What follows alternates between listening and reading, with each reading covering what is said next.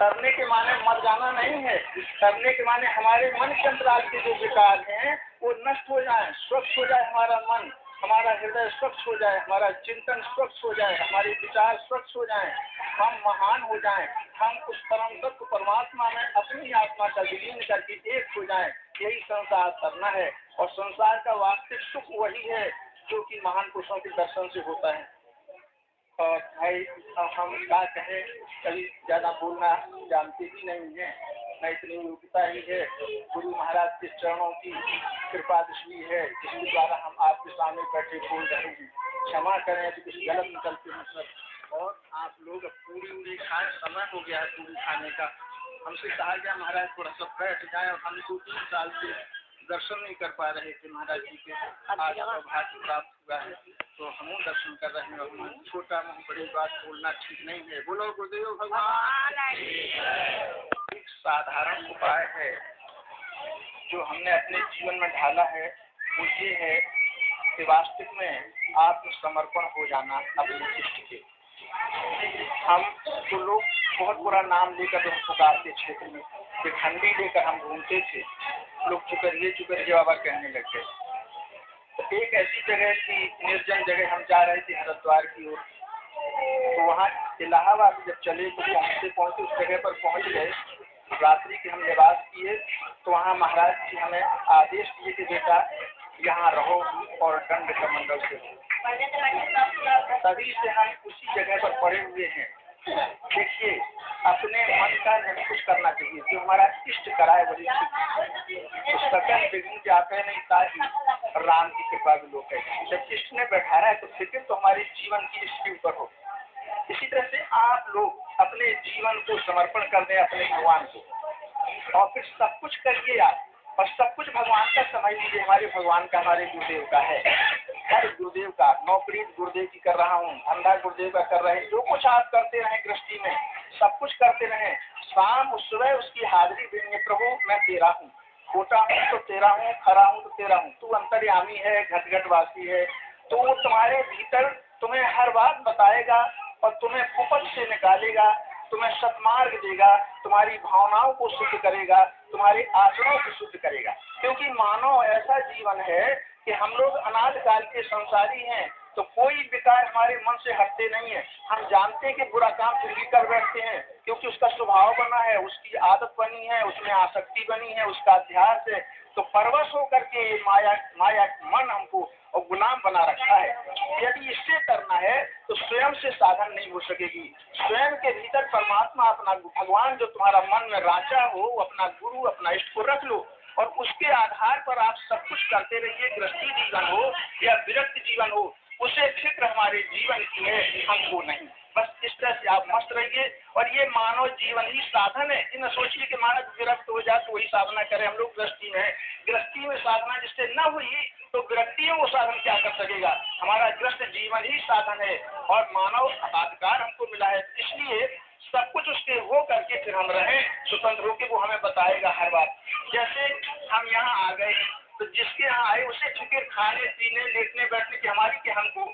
तो इसी तरह से जब हम उसके समर्पण हो जाते हैं तो हमारे जीवन का भार उसके ऊपर हो जाता है और हम स्वतंत्र होकर के सब कुछ करते रहें और सब कुछ वो कराता रहेगा और वो सुधार कर देगा हमारे आपके जीवन में। केवल आत्मसमर्पण हो जाना ही हमारा आपका मानव कर्तव्य है।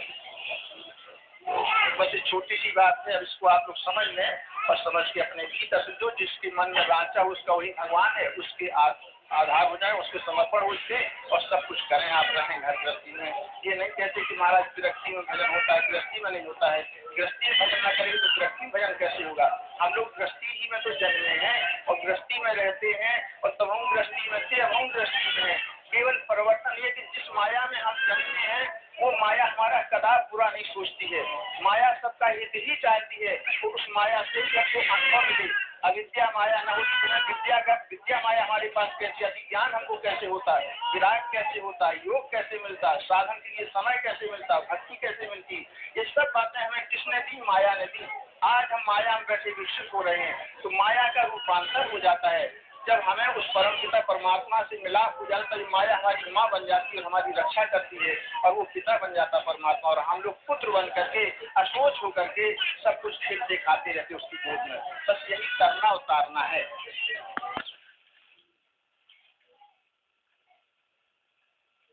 आकाश से वायु पैदा हुई, पहले जीरो, और जीरो से रेत बनी आदि वायु। वायु जो है 49 वायु आकाश के अंदर ही विद्यमान है, चलती है आकाश में, व्याप्त है आकाश में, स्थिर हो जाती है आकाश में। आकाश यदि नहीं है तो 49 वायु का काम सब है। तो आकाश जीरो है, जीरो से वायु आदि रेस निकली, वो वायु है। रेस के बाद फिर नीचे अग्नि पैदा हुई। जब हवा ज्यादा चलती तो हवा से अग्नि पैदा होती, वायु से अग्नि पैदा होती है, तो अग्नि मकार है। अग्नि के बाद जल पैदा हुआ, अग्नि से जल है, तो जल जो है उकार है। और जल के बाद पृथ्वी पैदा हुई, जल से तो मकार है, आकार, आकार है। तो फिर जैसे पैदा हुए आकाश से वायु, वायु से अग्नि, अग्नि से जल, जल से पृथ्वी, 5 मात्राएं हो गई। एक से जीरो से रेस निकली वायु, वायु से अग्नि निकली, अग्नि से जल निकला, जल से पृथ्वी। पृथ्वी के प्राण जल है, जल के प्राण अग्नि है, अग्नि के प्राण वायु है, वायु के प्राण आकाश है। अच्छा, अब ये हो गया प्रणव। 5 मात्राओं में प्रणव बना ओम, जिसको ओम कहते हैं। ओम इत्येकाक्षरं ब्रह्म। हमारी गीता में भी इस एक अक्षर को ब्रह्म कहा गया है। अक्षर माने नहीं, क्षर, जिसका विनाश ना होता। ये तो विनाश हो सकता है क्योंकि हम लिखा, हम इसको मिट सकते हैं, परंतु जो ओम लिखा है वो तो अक्षर है नहीं, अक्षर है, परंतु लिखने वाला अक्षर है। शब्द का विवेकी शब्द से न्यारा है।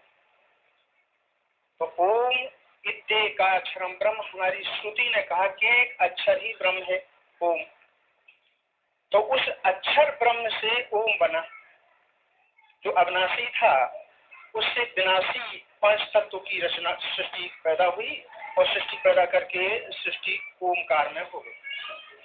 ये जगत जितना है सब ओम के अंतर्गत, तो ओम एक महामंत्र है। अच्छा, इसका प्रणव ये है कि जब हम सिद्धासन से बैठ जाते हैं, प्राणायाम जिसको कहते हो, एक प्राणायाम वैरागियों का है, राम मंत्र से उच्चारण करते हैं वो, और एक प्राणायाम ये सन्यासियों का है जो ओम को प्रणव में देते हैं। अब हमें ये देखना है कि ये हमारा स्व जो है जिसमें हम बैठे बोलते हैं, ये भी ओमकार रूप है, ओम। तो आकार पृथ्वी तत्व, ये आकार है, देख रहे जो रूप पृथ्वी तत्व है। पृथ्वी तत्व की कौन सी कलाएं हैं? 5, हार्ट, मांस, नाड़ी और चर्म और रोम, ये 5 का ढांचा बना हुआ ये पृथ्वी तत्व है। किससे बना? जल तत्व से, है ना। तो आ के बाद ऊ आ जाता, आकार तो बाहर निकला,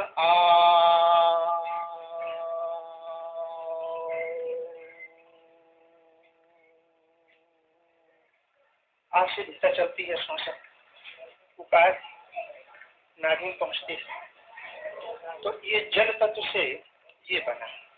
तो जल तत्व की भी 5 क्रियाएं, 5 प्रकृतियां हैं। कौन? रक्त, बिंदु, लाज, मूत्र, पशु से 5 जल तत्व से बनाई, 5 पंचक शरीर है। जल के बाद मकार आ गया, मकार अग्नि तत्व है।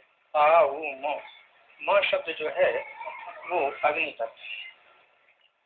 तो 5 अग्नि तत्व की प्रकृतियां हैं शरीर में। जब अग्नि तत्व बढ़ती है तो क्षुधा, पिपासा, निद्रा, आलस्य, चंपा, ये 5 आते हैं जब गर्मी बढ़ती है शरीर, है ना। अंदर जब गर्मी बढ़ती है तो प्यास कहे भाई पानी जाओ, प्यास मर जाती, गर्मी जब प्यास लगे, तो ये 5 प्रकृतियां अग्नि तत्व की हैं। तो 5 से पंचक ये अग्नि तत्व की है। अग्नि के बाद वायु तत्व आ गई, तो 5 प्रकृतियां वायु तत्व।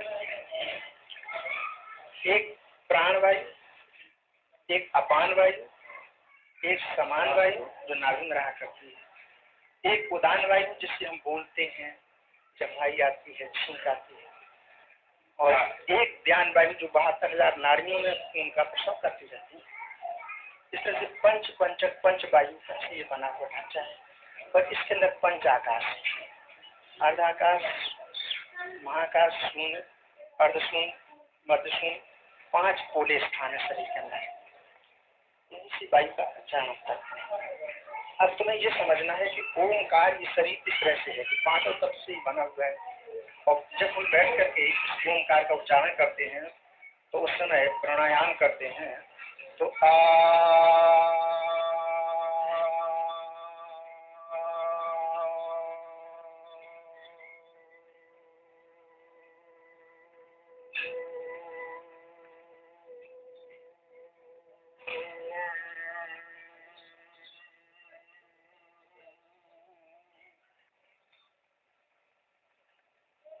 आकार, उकार, मकार, इकार और जीरो। इस तरह से ये पंच पंचक शरीर प्रणव रूप है। ये जगत भी प्रणव है। परंतु अब यहाँ पर एक कथा हम बताते हैं कि ओमकार का आदि जो जाने और लिखकर मेटे ताह सुमाने, और ओमकार सब कहे सब कोई, और जिन यह लखा सो बिरला कोई। बोलो गुरुदेव भगवान की जय। यदि हम नहीं हैं तो शब्द कैसे निकलेगा? शब्द का मालिक शब्द से निकला। वो ठोर यदि हम पहचाने तो अच्छा है, अविनाशी है। अविनाशी से निकलता क्या? विनाशी शब्द। शब्द जो है पुरुष से उठता है। पुरुष विवेकी है, समझता है पुरुष, बोलता है पुरुष, सुनता है पुरुष, अच्छे बुरे का ज्ञान करता है पुरुष। कोई बुरा शब्द बोल दिए सबको बुरा लगा, अरे सुनानी शब्द, अच्छा बोल दिए तो हर्ष हुआ। तो क्योंकि हम लोग विषयी है। सब शब्द एक विषय है इंद्री का। एक बात इंद्री है, एक श्रवण इंद्री। एक से शब्द सुना और एक से उत्तर दे दिया, एक से देखा तो एक चल दिए। तो हर तत्वों में 2-2 कलाएं हैं। 5 तत्वों की 10 कलाएं हैं। 5 कर्मेंद्री है, 5 है ज्ञान इंद्री। आंख से रूप देखा, पैर वहीं का चल दिए, कांटा पड़ा तो पैर हट गए। अग्नि तत्व से पैर है, अग्नि तत्व से आंख है। तो एक से देखना, इसका ज्ञान हुआ तब पैर गड्ढा पड़ा तो पैर हट के दूसरी जगह रख देंगे, कांटा पड़ा तो पैर हट जाएंगे, जब शरीर कांटा पड़ा है। तो अग्नि तत्व की 2 कला, इससे क्रिया होती है और इससे ज्ञान होता है। जल तत्व की 2 कला, इस पर जीभ पर कोई रस रखी जाए तो जीभ से हमको ज्ञान होता है। कड़वी है, खट्टी है, मीठी है, कसैली है, रूसी है, सहायकारक। हर चीज का ज्ञान जिह्वा पर रखने से पुरुष को होगा। तो पुरुष जिसको ज्ञान होता वो निराला है इससे, और वही फंस गया है जाल में। तो प्रणव जो करता है पुरुष, तो प्रणव का कर्ता भी पुरुष प्रणव से न्यारा है। असली ठोर पहचान लो। यदि असली ठोर पहचान ली तो वो हमारा स्वरूप ही है वो, और वो अविनाशी है। जिससे ये शब्द उठता है, माया है, शब्द जाल है, वो पुरुष से उठता है। और पुरुष को खा, पुरुष से पैदा और पुरुष का खाए, बड़ा भारी आश्चर्य है। ये है कल्पना। कोई कहता जब करो, कोई कहता तब करो, कोई नाना कर्म करो, कहते समझाए के। कोई कहे मूर्धर पूजा बहु कीजिए, कोई कहे प्रेम मान रखिए बैलाए के। नित्या नित्य कहे सांग, कोई खटचक्र वेद श्वासा तरकाए के। कोई कहे पूर्ण ब्रह्म आपे आप गाय के। इस तरह से अनेक जाल बन गए संसार। और ये सारे जाल जिस ठोर से उठते हैं, यदि वो ठोर पहचान लिया जाए तो उसको स्वरूप आ जाता है और वो पूर्णता आ जाती है, और वही अच्छा, वही अपना। ओम से वेद बने, तो वेद जिसको नित्य नित्य कहते, वेदों में भी तो था नहीं पाई। त्रैगुण विषय वेद है, निष्त्रैगुण निर्द्वंदो नित्य सत्यस्थो निर्योग क्षेमात्मा। हे अर्जुन, ये वेद जो है त्रिगुणमयी माया में है, और 3 गुण का ये बखान करते हैं वेद। तो त्रिगुणमयी माया से बाहर वेद कुछ कहते ही नहीं, कहते तो नित्य नित्य हम नहीं जानते। निश्चय गुण भवा जो है अर्जुन, तुम गुण से रहित हो। ये त्रिगुणमयी माया में देह है और संसार है, जिससे तुम अतीत होकर रहे। निर्द्वंदो, द्वंद से रहित हो। राग और द्वेष, राग का त्याग कर दे, किसी में राग और द्वेष न हो तेरा। नित्य सत्य तो हमेशा सत्य में अपनी स्थिति रख। निर्योग क्षेम, योग क्षेम का न चाहने वाला हो। ये भगवान हमारी रक्षा करे, ऐसी कल्पना मत कर। आत्मान अपने आत्मा नहीं। वास्तविकता जब आ जाती है तो जपा मरे अनाथ मर जाए, सब खत्म। अरे जब हमें नहीं जब को करी, अभी हम जरा सा बीमार हो जाते, सब पटा जाते, ज्ञान ध्यान से नहीं पटा जाते, तो सब कुछ हमारे से तो है, तो हम काहे का दुनिया का जाल हो सारे का। तो इस तरह से अब कोई कहे हमारे साधन सब आप खत्म ही करिए, तो हम लोग कहाँ करें। भाई हम तो सही बात बताओ थे, सुनो तो तुम्हें भाई हम तुमको होकर रखा तो नहीं। हम अपने विचार बताते हैं कि जब हम बीमार तनको हो जाते तुम्हारा भजन करती कर रखा है, वो भजन बंद हो जाते इकट्ठा, और नास्तिकता है क्या सामने रखिए रखे हो क्या नहीं। तो मतलब कहने का है हर समय अपने अपने में अपनी आत्मा का ध्यान करो, अपनी आत्मा को शुद्ध बनाओ, अपने मन को निर्मल बनाओ, अपने विचारों को शुद्ध बनाओ, अपना चित्त शुद्ध बनाओ। आपका अंतःकरण शुद्ध हो गया तो अंतःकरण का जो साक्षी है तुम्हारी आत्मा या ईश्वर जिसको कहती हो, उसका तुम्हें ज्ञान होगा। जब ज्ञान होगा तब आप पूर्ण हो जाएंगे, फिर कुछ आप बनोगे तो माया के साथ। जो कुछ आदमी बनता है तो माया से, पंडित बने तो माया से, योगी बने तो माया से, सिद्ध बने तो माया से, भगवान बने जितने वो सब माया के साथ। और जो शुद्ध चेतन संत तो कुछ नहीं बने, जहाँ कुछ नहीं बने तो भगवानों के दादा हो जाते हैं। संतों का स्थान भगवान के ऊपर, भगवान जितने बने हो माया के साथ, जो माया को लेकर प्रकट हुए, लीला की है, क्योंकि संसार के पुरुषों के तुम लोगों के लिए नीति सिखाने के लिए भगवान अवतार, और उस नीति से चलना तुम लोगों का धर्म है। परंतु संत जो होते हैं वो भगवान से भी ऊपर है, क्योंकि मोरे मन प्रभु विश्वासा और राम से अधिक राम करता है। सातों समूह में जब देखा और मुझे अधिक संत कर देखा। तो संत जो होते हैं विशुद्ध, वो माया से अलग होकर के बोलते हैं, वहाँ माया लगती नहीं है, बल्कि माया छूट जाती है उसके दर्शन से, और भगवान के दर्शन से माया लग जाती, क्योंकि जड़ मोह है बुद्ध मोह सुखारे देश राम से, तुम्हारे जड़ मोह है का अंदर बड़े बड़े चेतन मोह हो जाता माया में, वो नहीं इसके माया से। तो माया तीत जो होती है वो शांति विशुद्ध, और वो वेद से भी न्यारे हो जाते, क्योंकि वेद जो है वाणी है, वाणी को ऊपर करके पारक स्थान पर भूमि का पर आ जाते हैं। तो संत विशुद्ध मिले उनसे ही राम की कृपा। अरे भजन की भी कोई सीमा होती है, हम भजन किस लिए करते हैं, हमारे मन की विकार दूर हो जाए। और जब सारे मन की विकार हो जाए तो भजन नहीं करे चला जाए। भजन तो पहले जपा जाए, जब हम आ गए पास में जपते ही नहीं होगा। अरे जब तक नहीं आए तब तक चिंतन करते रहे, महाराज है महाराज आ जाए महाराज आ जाए, और जिंदगी भर चिंतन करते रहो महाराज को का फायदा से महाराज से। अरे जिसका भजन करते थे वो सिद्धि हो गई। सिद्धि के माने हमारे मन के अंतराल में पूर्णता आ गई, हमारे मन में विवेक हो गया, हमारे मन में विचार आ गया। जो वस्तु हमारी थी जिसको हम भूल चुके थे वो हमको गुरु महाराज की दया से हमको प्राप्त हो गई। अपने स्वरूप में अपनी स्थिति कर लेना पूर्णता है। अक्षर हमारी आपकी आत्मा है, वो वही ब्रह्म है, वही आत्मा है, उसी को ईश्वर कहते हैं। जिसका अक्षर न हो कभी नाश न हो। अक्षर है वो विनाश की चीजें की है, शरीर क्षय है, ये सब चीज क्षय है। जो चीज बनती है उसका विनाश हो जाता है।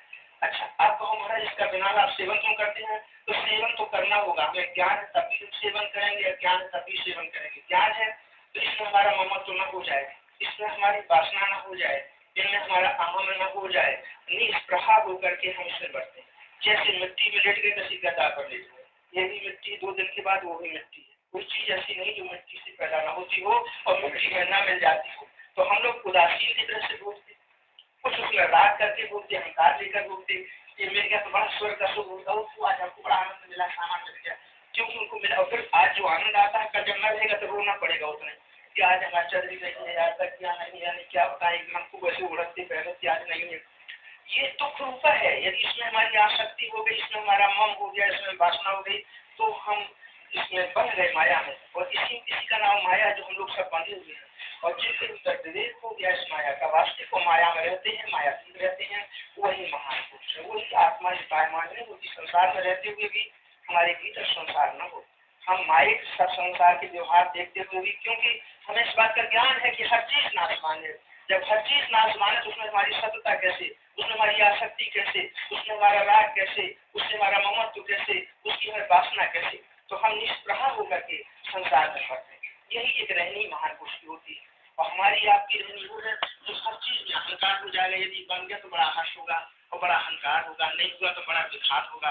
तो हर्ष विघात ज्ञान अज्ञाना जीव धर्म अहिमित आजमाना, ये जीव के धर्म स्वाभाविक कि जिसकी हिम्मत नहीं इतना तो अहंकार जीवित रहता है और थोड़े में हर्षित होने लग जाते हैं, थोड़े में रोने लग जाते हैं, थोड़े में ज्ञानी बन जाते हैं, थोड़े में अज्ञानी बन जाते हैं। ये द्वंद जो है ये मायिक विकार है, ये पुरुष में न हो तब वो पुरुष शांति ब्रह्म को प्राप्त होता है, न कि भोगों में चाहने वाले। बोलो गुरुदेव भगवान। भगवान के नाम का स्मरण करना वास्तविक में कीर्तन सामूहिक जब हम लोग बैठ जाते हैं तो उस परम तत्व परमात्मा का नाम जब लेते हैं तो हमारे हृदय के जो विकार हैं वो दूर हो जाते हैं, मन स्वच्छ हो जाता है, भावनाएं अच्छी हो जाती हैं, चित्त शुद्ध हो जाता है। और ये शरीर रूपी बर्तन जो अनादिकाल से अविद्या रूपी मैल से अनेक जन्म की वासनाओं से इसके भीतर विकार लगे हुए हैं। था तो इसका उतना ऊंचा तेज सूर्य के समान प्रकाश था, परंतु इस चैतन्य के ऊपर मायिक आवरण अनादिकाल से छा गए हैं। इसलिए हमें भगवान का नाम लेना भी भारी मालूम होता है, नाम लेने में अनुराग नहीं आता है। वैसे तो हम विषयों की नाना प्रकार की बातें हास उल्लास की, आनंद की, खेल तमाशे की करने लग जाएं तो हमारा पूरा जीवन 24 घंटे नींद नहीं आती है और उसी ड्रामा नौटंकी रेस में हमारा जीवन व्यतीत हो जाता है। स्वप्न में भी हमें आलस नहीं आता है, पर जब हम भगवान का नाम लेते हैं तो जम्हाई आने लग जाती है, आलस आने लग जाता है, प्रमाद आने लग जाता है, मन पकड़ता नहीं है, घटना मन में होती है, लगता कब यहाँ से भाग जाएं, कभी तो नौशंका लगे आती है, कभी क्षुधा लगे आती है, कभी बीड़ी पीने की हमारे भीतर वासना उठ पड़ती है। इस तरह से कहीं घर का चिंतन होने लग जाता है, क्योंकि मन के अंतराल में वो नाम प्रिय नहीं लगता है। क्यों? इसके भीतर विष्णु का अनादिकाल से मैल लगा हुआ है। इसके धोने के लिए ही हमें दो चीज की जरूरत है, एक सत्य पुरुषों की संगत, दूसरे सत नाम का स्मरण। कीर्तन करने से हमारे हृदय के विकास भी होते हैं, परंतु कीर्तन कैसे किया जाए, ऐसा हमारे ग्रंथों में, मानस में या गीता में सब जगह लिखा है। माम स्मरण युद्ध, हे अर्जुन मेरा स्मरण था, चीरना नहीं लिखा है। चीरते हम क्यों? जब हमारे भीतर भूल कलयुग निवास कर बैठा है, हमारे भीतर विकारों का साम्राज्य हो चुका है, हमारा मन कामी, हमारा मन क्रोधी, हमारा मन लोभी, हमारा मन मदान, हमारा मन मंदी, यहाँ तक है कि जितने विकार हैं, मत्सरता, राग, द्वेष, दंभ, कपट, बाकी सबसे भरा हुआ है और विषयों से तो कभी तृप्त होने वाला ही नहीं है। जीवन पर्यंत इसको चाय पिलाता हूँ घंटा घंटा पर फिर भी चाय की ओर दौड़ता ही रहता है, फिर पीढ़ी की ओर दौड़ता ही रहता है। कोई वासनाएं हमारे मन से निवृत्ति नहीं होती हैं। जैसे जैसे इस मन को हम देते हैं, वैसी वैसी ये मन और चंचल और शक्तिशाली होता चला जाता है। और यही कारण है हमें 84 के नाना प्रकार के दुखों से सामना करना पड़ता है। जिस संसार में हम आते हैं सुख शांति के लिए, वहाँ दुखों का साम्राज्य हो जाता है और इतना दुख आता है कि घोर दुखों से पीड़ित हमारी आत्माएं होती रहती है। इसका कारण हमारा अनादिकाल से अविद्या रूपी मैल हमारे मन के ऊपर आ जाता है। इसलिए इसे न तो सत्संग ही अच्छा लगता है और न भगवान का नाम का स्मरण, याद, चीखना भी नहीं अच्छा लगता है, बोलते नहीं बनता है। और तो हम नाटकशाला में उल्टे सीधे भजनों को बड़े उल्लास के साथ गा लेते हैं, परंतु भगवान का कीर्तन भी नहीं गाते बनता है, क्योंकि कलयुग बैठा हुआ हमारे भीतर। तो जब घोर कलयुग हृदय के भीतर आ जाता है, उस समय चीखने से ही काम चलता है, स्मरण नहीं हो सकता है, याद नहीं हो सकता है, ध्यान नहीं हो सकता है। इसलिए उस समय हमें चीखना पड़ता है। ये चीखना ही है जो हम एक स्वर से भगवान का स्मरण करते हैं। एक बात और याद करनी चाहिए, जिस समय हम कीर्तन करते हैं उस परम पिता परमात्मा का या उस सत्य नाम का, तो वो हमसे मिला जुला है, उसको हम बाहर नहीं देखें और अपने मन को उसी में केंद्रित करें और एक स्वर से चित्त की वृत्ति को निरोध करके कीर्तन करें। समाज की लोक लज्जा छोड़ करके कीर्तन करें, जब में इकट्ठे हो जाएं और कीर्तन करते करते, वास्तविक में इसका नाम भजन नहीं है, इसका नाम है हमारे जो अंतःकरण है उसको एकाग्र करना, उसको निरोध करना, शब्द में उस मन में अपने मन को आनंद देना, मन उसमें लहर देने लग जाए, हमारा चित्त में उसी तरह लहरें आने लग जाए, हमारे विचार उसी नाम में समाहित हो जाए। तो जब हमारा अंतःकरण उस नाम में लग जाता है तो हमें एक आनंद आता है, हमारे मन में एक नया आनंद आता है। तो जब इस आनंद को हम लेने लग जाते हैं तो हमें फिर धीरे धीरे वो विषय नंद की जो हमारे मन में आसक्ति है, जो उसका अभ्यास है, वो खत्म लग जाता है। मन को हम जिस रंग में रंग लेते हैं वही रंग चढ़ जाता है। ये बात हमारे हाथ में है। हम कोई आदत अपने मन को डाल लें, सुपारी खाने की डाल लें, यदि हम 4 से 8 मिनट डालते हैं, उसके बाद में आनंद आएगा, उसके बाद उसमें आसक्ति हो जाएगी, उसके बिना चैन नहीं पड़ेगा, फिर उसका अभ्यास बन जाएगा, अभ्यास बन के उसके हम गुलाम बन जाएंगे, वो विषय हमको परेशान कर देता है। तो इसी तरह से जिस रंग में हम अपने मन को रंगना चाहें वो रंग में हमारा मन रंग सकता है।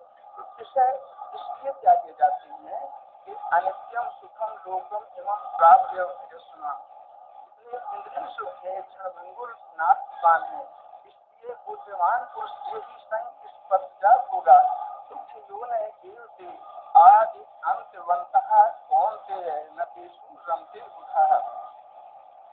भगवान कृष्ण योगेश्वर कहते हैं जो इंद्रिय स्पर्श है वो राग द्वेष देने वाले हैं, इसलिए और क्षणभंगुर नाशवान है। सुख है जो सदैव निज सुख बिनु मन हो यकीरा, परसिक हो दीन समीरा, निज सुख बिनु मन हो यकीरा। मन को स्थिर करना है तो निज सुख क्या है कि जो हमारा इस सुख का तीनों काल में नाश न हो, यानी सुख सिंधु, सुख सागर और सुख का स्वरूप, वो हमारी आत्मा कहिए उसको या हमारा स्वरूप कहिए, तो उसमें सुख है और उसकी ओर वो जो शब्द है उसमें लगाने से हमको सुख मिलता है। तो जब हमें भजन कीर्तन में हमारा मन लगने लग जाए और आनंद आने लग जाए तो बाह्य सुख से हमारा मन, विषय सुख से हमारा मन हटने लग जाएगा और क्रमशः क्रमशः धीरे धीरे हमारे मन के अंतराल में जो विकार है, बुरी बुरी वासनाएं, बुरी बुरी विकार, वो धीरे धीरे खुलने लग जाती हैं। एक तो सत्संग और दूसरे सत्य पुरुष का स्मरण करना, उसका नाम भजन करना, दो साधन है हमारे साधन, और इन्हीं से मनुष्य अपनी परम गति को प्राप्त कर सकता है। दूसरी बात यह है कि गुरु की बात तो पहले आ गई, बिना गुरु के ज्ञान होता ही नहीं है। तो वो गुरु तो हम लोगों के सन्मुख है, उनको हृदय में रखो, उनके आदेश का पालन करना। तो गुरु यही सिखाते हैं भाई कि बुरी रास्ता से अपने को बचाओ और अच्छा अपने को बनाओ। ऐसा करते करते हम शुद्ध स्वच्छ बन जाएंगे। गुरु अपने समान सबको बनाना चाहते हैं, उनकी ऐसी नजर नहीं है कि किसी को शिष्य ही बनाए रखें। वो शिष्य बनाए हैं तो अपने मन को, हमारे आपके ऊपर उनकी बहुत बड़ी दया है, बहुत बड़ी कृपा है, इसलिए कि वो दयालु हैं और कृपालु हैं। उनकी नजर सम है, सबको अपने लायक अपनी दृष्टि से देखते हैं और अपने समान बना लेते हैं। ये उनकी कृपा और दया है। वास्तविक में संसार में जो कुछ कहीं किसी को कुछ प्राप्त हुआ है वो गुरु की ही दया थी। तो गुरु ही का आदेश है जो हमारे हृदय में प्रकाश दे और हमारे हृदय के जन जन्मांतर के विकास दूर है, हमारी आत्मा स्वच्छ हो और स्वच्छ होकर के वास्तविक में भजन एक ऐसी चीज है कि जो सूक्ष्म से सूक्ष्म है और वो कहने सुनने का नहीं है, ये समझने का है।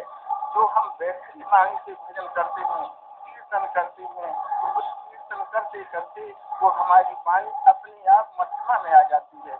जब हमारा अभ्यास भजन करने का हो जाता है तो धीरे धीरे जो बैटरी वाणी है वो मध्यमा में अपने आप वाणी जहाँ से उड़ती है उसी पर चलने लग जाती है। और मध्यमा से हम जब खूब करते रहते हैं समय तो मध्यमा से फिर वही जब प्रशांति में आ जाता है। प्रशांति माने देखने में ना आए और जब होता रहे, केवल संकल्प से ही वो नाम कीर्तन किया जाता है। और फिर धीरे धीरे वो जब जाके अजपा पर पहुंच जाता है तो उसका नाम स्मरण याद है। जैसे हमारी कोई वस्तु बहुत ऊंचे से ऊंचे क्यों हम अपने घर में कहीं रखी है और हम बैठे यहाँ हैं तो हमारी सूरत उसी वस्तु पर सदैव रहती है। हम देखते रहते हैं, सुनते रहते हैं, सारे कार्य करते रहते हैं, परंतु हमारा मन, हमारा चित्त के अंदर वो वस्तु समाहित है जहाँ रखी उसका स्मरण, उसका याद हमें क्षण भर में नहीं भूलता है। इसी तरह से एक रत्न है नाम जो हमारे इष्ट देव देते हैं, उस नाम का युक्ति के द्वारा वो एक मणि है जिसको भक्ति के रूप में कहा गया है। उसी से हमें हर चीज का ज्ञान होता है। यद्यपि हमारे पास कोई ऊंचे से ऊंचा रत्न मिल जाए तो उसके अंदर सारे संसार की वस्तुएं समाहित है, जो चाहे हम ले सकते हैं। इसी तरह से नाम जो है एक मणि है और उसको युक्ति के साथ हम स्मरण करें। यदि कोई रत्न हम लोगों को पास मिल जाए और जरा किसी भाई से कह दो या लड़के से कह दो या स्त्री से कह दो तो घर में डांटा पड़ जाएगा और रत्न निकल जाएगा। तो जो कीमत से ऊंची कीमती वस्तु होती है उसको लुटाई नहीं जाती है या कहीं नहीं जाती है, फेंकी नहीं जाती है, उसको युक्ति के साथ अपने हृदय में रख दिया जाता है। न जिह्वा डोलती है, न ओंठ डोलता है, न कंठ डोलता है, केवल स्मरण रहता है। माम स्मरण ये विचार, माम स्मरण, स्मरण कहते हैं याद। जो हमारा वास्तविक शब्द स्वरूप है उसका हम स्मरण रखें, उसका विस्मरण न हो जाए। वो हमारा स्वरूप है जिसका हम स्मरण करें। आप देखते हैं गीता में भगवान कृष्ण ने अर्जुन को 18 अध्याय योग का विषय सुनाया। क्यों कि उनके मोह हो गया था युद्ध करने में कि चाचा है, काका है, दादा है, नाना है, भाई है, गुरु है, समाज है, सब मेरे परिवार के हैं, युद्ध करें, इनको मार करके यदि हम राज्य करें तो से चलेंगे और उस राज्य को ही भोगूंगा और वो हमारी दुनिया की दूषित हो जाएगी, बड़ संकट पैदा होंगे, या वो हमको जीत लेंगे या हम उनको जीत लेंगे। तो इससे हम वो अन्याय करने के लिए समर्थ नहीं है। सब कुछ छोड़ करके और सबके पिछले हिस्से में बैठ जाते हैं और कहते हैं प्रभु मैं युद्ध नहीं करूंगा। भगवान कृष्ण कहते हैं अर्जुन इस समय तुझे इस कादरता कैसे प्राप्त हो गई, इस युद्ध में इस छत्रीपन का स्वभाव तुझे जबरदस्ती युद्ध करा देगा। और इस कादरता का ये उन्होंने 18 अध्याय योग का वर्णन किया, सुनाया पूरा गीता। इसके बाद में भगवान कृष्ण पूछते ही अर्जुन अब तो ये बता कि जो हम तुझे गीता का अध्ययन सुनाए हैं तेरा ये अज्ञान से उत्पन्न हुआ, मोह नष्ट हुआ या नहीं। तो उस समय अर्जुन कहते हैं कि ये प्रभु नष्ट हुआ, अब हमारा मोह नष्ट हो गया, स्मृति लब्धवा, हमें स्मृति हो गई अपने स्वरूप की। ये अच्युत आपके प्रसाद से हम जिसको भूल चुके थे, जिसका विस्मरण हो गया था, उसका आपने स्मरण करा दिया हमें। नष्टो मोहा स्मृति लब्धवा स्वच्छादान अब मैं स्थित हूँ, गत संदेहा सारे संशय हमारे दूर हो गए हैं, करस्ते वचनम तब जो आप वही करने के लिए तो जिस चीज की स्मृति हो गई उसका आपने स्मरण करा दिया। पुनः हम भूल चुके थे अपने वास्तविक स्वरूप को, तो उस स्वरूप को आपने हमको लखा दिया, यानी स्मरण करा दिया। तो स्मरण के माने याद है, इसका स्मरण जो हमारा सत्य स्वरूप है, जो कि शाश्वत सनातन है, वो स्वरूप का हमें स्मरण हो जाए। यदि उसका हमें स्मरण हो जाए तो देह के जो विकार है, देह के जो नाते हैं, उनसे मोह हमारे दूर हो जाए। ऐसा नहीं है कि भगवान कृष्ण युद्ध करा डाले और वो धर्म ग्रंथ बन गया, या गोस्वामी जी ने मानस लिखा राम रावण युद्ध हो गया और फिर वो महान पुरुष हो गए, भगवान हो गए। युद्ध जो है ये भागवत या मानस के ये आध्यात्मिक योग है। वास्तविक में ये तो ऐसे ग्रंथ हैं कि जो कि अंतरिक्ष साधना में आते हैं और ये साधन करते ही करते युद्ध अंतःकरण में होता है। हमारे भीतर दो पार्टियां हैं, एक सुजाति एक सुजाति, एक धर्म की पार्टी एक अधर्म की पार्टी। इनमें धर्म क्षेत्र कुरुक्षेत्र समवेता युत्सव यो युक्ति में लगा हुआ सौ है। कौन से क्षेत्र में? धर्म क्षेत्र में है और एक कुरुक्षेत्र में है। एक कुमार्ग दल की ओर है, एक सतमार्ग की ओर दल है। तो जो इधर की ओर उधर की ओर जो युद्ध हो जाते हैं, और युद्ध करना इसी का है, क्योंकि हमारे जो कुमार्गी दल के हैं ये भजन करने की विक्षेप करते हैं, भजन नहीं करने देते हैं। इसलिए इन सबको मारो। मारना ये नहीं कि तुम बाहर किसी का संहार कर दो। जो हमारे नाते हैं, काल्पनिक है, चाचा काका दादा नाना सब जननी जनक बंधु सुत तारा धन धन भवन सुहृद परिवारा सबकी ममता ताज बटोरी मम पद मनहि बांध बर डोरी सुई सहजन मम उर्वस कैसे लोभी हृदय बसहि धन जैसे। भाई इन सबकी ममत्व को यानी महान पुरुष त्याग कर देते हैं, उसी में मर जाना। मारते कभी नहीं है। जिसका त्याग कर दिए मानो वो मर चुका। हमारे मन के अंदर आप बसे हुए हैं और आपको हम अपने मन से त्याग दें तो आपके पास हम बैठे रहें, आप मेरे समीप बैठे रहें, फिर आप हमसे बहुत हो जाएंगे और हम आपसे बहुत हो जाएंगे। मन से मानसिक त्याग ही उनका मारना है, मन से हटा देना। ऐसा नहीं है कि युद्ध में वो तमाम राक्षसों को वध कर डाले। यदि वध कर डाले होते तो अयोध्या में जब राम राज हुआ है तो राम सबको बुलाकर कहते हैं कि भाई देखो, परहित सरिस धर्म नहीं भाई और पर पीड़ा सम नहीं अधमाई नर शरीर धरि जी पर पीड़ा करहित सहाई महाभव पीरा। कहते भाई परहित सरिस, दूसरे को सुख देने के समान, दूसरे के कल्याण कर देने के समान संसार में कोई धर्म नहीं है।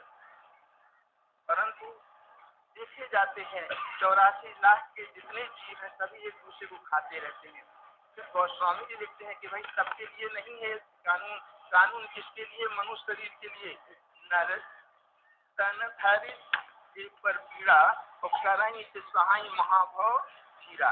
यद्यपि राम ऐसा कर आए होते तो सब अयोध्या वासियों को जब कहते तो क्या वहाँ से ये न होता कि वाह राम, आप तो सब कुछ कर बैठे, हमको धर्मोपदेश करते हो, कितना संहार कर आए हो। नहीं, वो तो ये कि भाई पर उपदेश कुशल बहु तेरे और जे आचरण से न खनेरे लोग कह सकते थे, परंतु नहीं। ये आंतरिक शुद्ध है, जो हमारी विजातीय पार्टी है, जो कुरुक्षेत्र है, जो कुमारक दल है, उससे विजेता होना है। किसके आधार से? नाम के यजन से, नाम के आधार से। और नाम जब हम जपते हे जगत के स्वामी, आप स्वयं ही अपने से आपको जानते हैं। हे पुरुषोत्तम, हे देवों के देव, आप स्वयं ही अपने से आपको जानते हैं। कहने का तात्पर्य है जिस समय हम अपने जीवन को चरित्रमय बनाएंगे उस समय उस प्रभु में हो जाएंगे।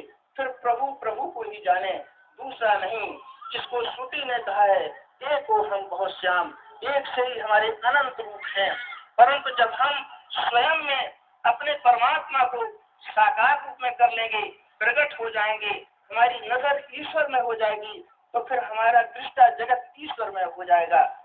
यही महान ज्ञान है, यही योग है, यही भक्ति है, यही नीति है, यही संसार करना है, यही संसार का वास्तविक सुख है। इस शरीर से ही यही संसार में वैकुंठ बन जाता है संसार, और यही संसार नर्क बन जाता है, और यही संसार स्वर्ग बन जाता है। तीनों का देने वाला संसार है। यदि इस शरीर से हमने बुरे बुरे कर्म किए, बुरी रास्ता चले, हमारा मन गंदा रहा, तो उसका प्रतिफल हमारी आत्मा भोगेगी। अधोगत 84 की योनियों में जाना होगा और नाना प्रकार की यात्राएं नर्क की यही भोगनी होगी। और यदि इस मानव शरीर से पा करके हमने अच्छे चित्र बनाए, हमारे विचार अच्छे हुए, हमने साधना अच्छी की, हमारे मन के अंतराल में कोई विकार नहीं है, कोई दुख नहीं है, तो यही संसार हमारे लिए स्वर्ग हो जाता है। जहाँ जाते हैं वहाँ हमारे लिए सब कुछ संपन्न हो जाता है। लेस मात्र के लिए दुख नहीं आता है संसार में, और यही संसार में वैकुंठ भी हम प्राप्त कर सकते हैं। वैकुंठ मायक जो विकार है ये हमारे मन से जब दूर हो जाते हैं कुंठ जगत, तब हमारी आत्मा के अंदर, हमारे अंदर विवेक होता है, हमारे अंदर ज्ञान होता है, उस समय हम क्षीर सागर निवासी हो सकते हैं। क्षीर सागर, क्षीर का कोई समुद्र नहीं भरा है। यदि समुद्र भरा होता तो आज भैंसी गाय इतनी महंगी नहीं बिकती, घी इतना महंगा नहीं बिकता, तमाम फैक्ट्रियां बनती, घी दूध एकदम सब जगह जगह पहुंच सकता था। कहने की बात है कि हमारे शास्त्र मिथ्या लिखे हैं, नहीं सत्य है। क्षीर सागर क्या है?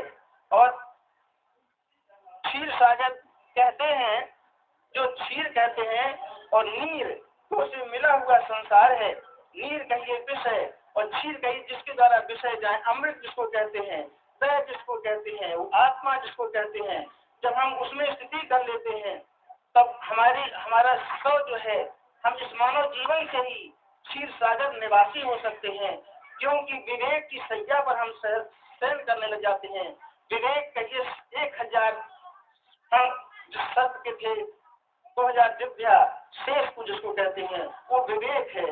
जब विवेक आ जाता है हमारे भीतर तो विवेक सैया पर हम शयन करने लग जाते हैं। और जिधर हमारा मन जाता है, हजारों और मुख वाला ये जीव का मन, उसमें हर जगह विवेक खड़ा हो जाता है। यही क्षीर सागर निवासी है। विवेक हमारी रक्षा करने लग जाता है। हर इंद्रिय गोचर जो विषय आते हैं उनके साथ जो मन चलता है, तो मन चंद्रमा है, तो मन फीका हो जाता है। जब बुद्धि में लाइट आती है सूरज की, जब प्रकाश होता है तो मन अपने आप फीका हो जाता है। चंद्रमा कब तक है? दोनों तारे जगमगे, चोलों उगो न सूर, दोनों जीव कर्म बस डोले, दोनों ज्ञान न भूल। वास्तविक में जब विवेक रूपी सूर्य हमारी बुद्धि में प्रकट होता है, गुरु की कृपा से, महान पुरुषों की कृपा से, साधन से, गुण से जब वो जागृत हो जाता है तब मन फीका हो जाता है। इंद्रियन के विषय सब फीके हो जाते हैं, सारी सृष्टि ही उलट जाती है। तो बुद्धि में विवेक जागृत हो जाता है। जब विवेक जागृत हो जाता है तब वो प्रभु सर्वत्र दिखाई देने लग जाता है। यही विवेक की सैया है। लक्ष्मी पैर पर उठती है उस पुरुष के, माया जहाँ प्रभु रहते हैं वहाँ माया रहा करती है। और शंख चक्र गदा पद्म, पद्म जो है वो लक्ष्मी है, गदा वैराग्य है, और शंख जो है वो भरत है, और शत्रुघ्न जो है सत्संग है। ये सब संगत अच्छी, ये सभी पुरुष के पास सामने आ जाते हैं। वही वैकुंठ का निवास कर सकता है इसी मानव जीवन से। जिस जीवन में हम आप पैदा हुए हैं, जिस माँ के गर्भ से पैदा हुए हैं, जिस पंचभौतिक शरीर में आए हैं, यही तरन तरणी है। गुरु की कृपा, गुरु सदगुरु जो होता है वो कर्णधार सदगुरु दृढ़नावा, और दुर्लभ साज सुलभ कर पावा। और जो भव सागर नहीं तरियो, नर समाज अस पाए, सो कृत निंदक मंदमती, आत्मा हन गति जाए।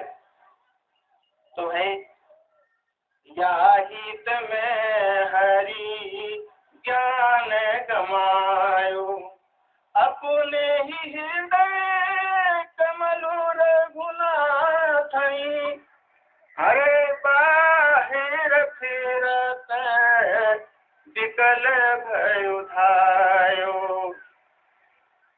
बाहिर फिरत विकल भयो धायो।